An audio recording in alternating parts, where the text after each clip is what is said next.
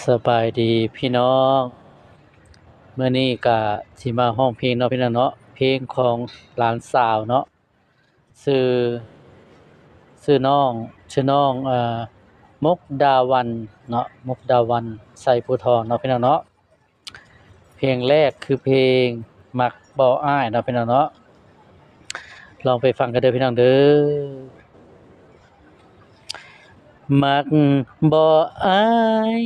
สาวลาวใต้นี่นะบ้านอยู่ปากเซให้อ้ายมาให้อ้ายมาขอ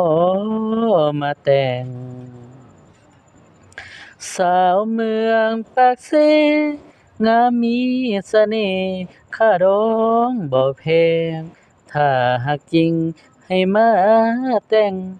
สินสอดบ่แพงดอกสาวบ้านนาน้องสิคอยถ้าอายอยู่ปากเซอย่าลวงอย่าหลอกสาวเซถ้าอายอยู่เด้ให้มาแต่งสำนี้เด้อพี่น้องเด้อ